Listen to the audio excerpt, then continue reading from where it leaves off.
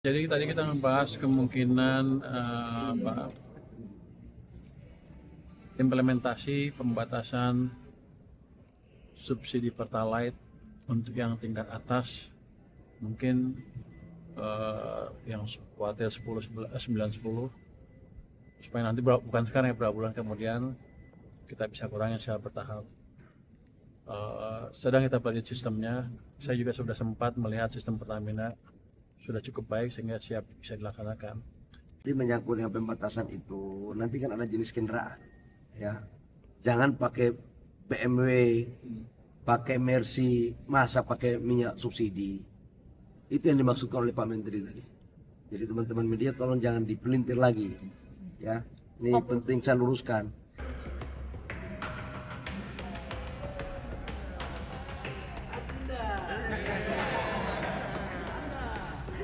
Langsung aja, langsung kepada gini, kalian tanya kepada menteri yang kinerjanya nomor 1. Nah, Pak Menteri Keuangan. Kebetulan orang belum satu bulan ini subsidi Pertalite untuk yang tingkat atas mungkin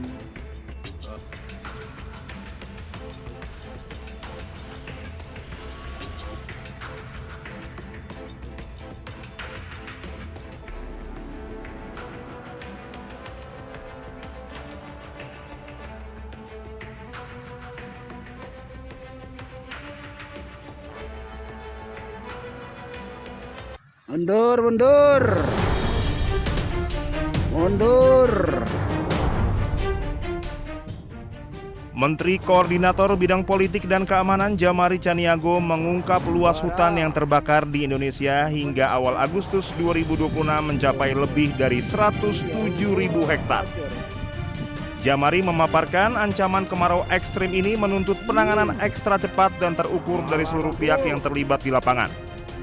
Ia berharap seluruh tim gabungan dapat menahan laju perluasan area terbakar melalui pengerahan personil secara masif.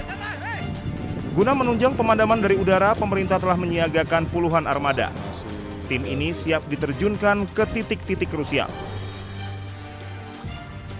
Dari daerah yang kita waspadai sebagai daerah yang paling kritis, ada 6 provinsi, juga muncul di daerah lain. Di daerah lain di luar yang 6. Kalau yang 6 kita pantau dengan ketat.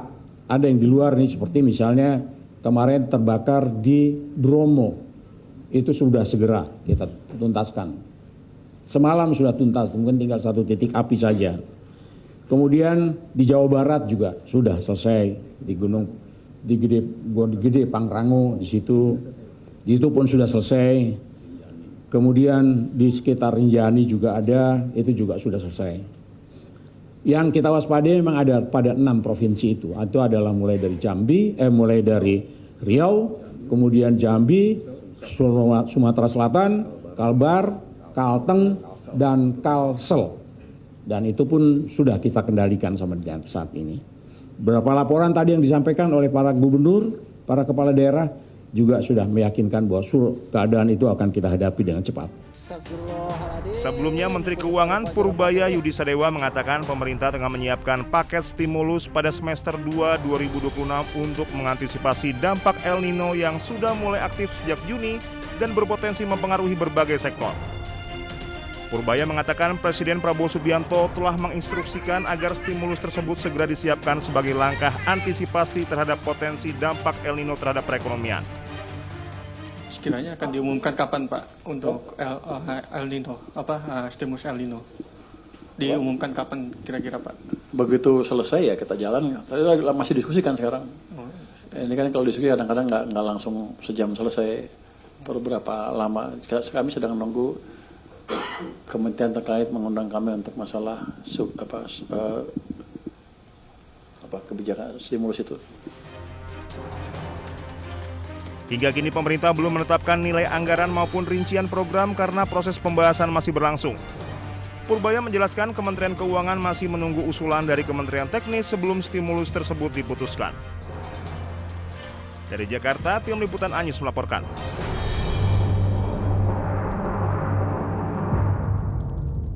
Tadi membahas tentang isu-isu strategis Saya menghimbau kepada seluruh masyarakat agar jangan mudah terprovokasi oleh beredarnya berita-berita di media sosial yang belum bisa dipertanggungjawabkan kebenarannya, yang menimbulkan ketidaknyamanan masyarakat. Saya menghimbau kepada masyarakat agar tetap melaksanakan aktivitas seperti biasa, dan TNI sudah dan akan terus melaksanakan patroli di wilayah-wilayah untuk mengamankan masyarakat dan membuat rasa aman di masyarakat. Jadi kemarin juga sebenarnya yang pertama buat laporan polisi itu adalah pihak kita, karena kita membuat laporan polisi itu untuk membantu pihak keluarga, karena kan banyak tudingan-tudingan juga kepada keluarga yang ada menuduh keluarga menerima uang dan lain-lainnya. Jadi kita membuka laporan polisi agar peristiwa ini terang benderang dan tidak memunculkan spekulasi di tengah-tengah masyarakat. Nah, Bang Cikal, terkait dengan proses hukum yang sedang berlangsung ini, kami juga mengapresiasi atas keputusan Polda Metro Jaya yang akan melaksanakan ekshumasi dalam waktu dekat ini terkait dengan laporan polisi yang telah kita buat. Ini artinya apa? Ini nanti akan bisa menjawab pertanyaan masyarakat terkait dengan apa penyebab kematian daripada almarhum. Malah waktu itu Humas mengumumkan bahwa kami menunggu laporan daripada korban, apakah ini termasuk ada kejanggalan apa tidak gitu. Itu makanya itu lambat kan polisi karena tidak dapat LP dan lambat masuk ke penyidikan. Nah, kemudian ditambah lagi dengan keberatan daripada keluarga yang dulu yang tidak mau, yang sudah pasrah dan tidak mau gitu. Kan jadi tidak ada langkah ke depan lagi itu.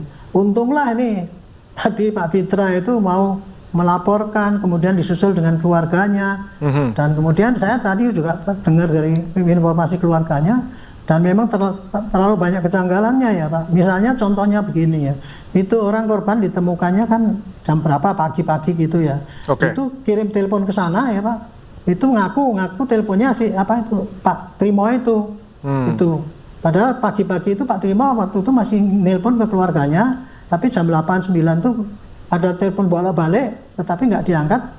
Tapi begitu diangkat, Bu, ini Pak Trimo sudah meninggal, memberitahu gitu. Jadi oke lah itu diketahui ya. Tapi tiba-tiba kan kemudian disusul itu langsung jenazah di apa? Tubuh dibawa ke rumah sakit langsung cepet-cepet langsung dikirim ke sana pakai ambulan. Yang pakai ambulan itu pun kemudian kan 2 petugas ambulan, 2 katanya petugas dari kejaksaan kan gitu.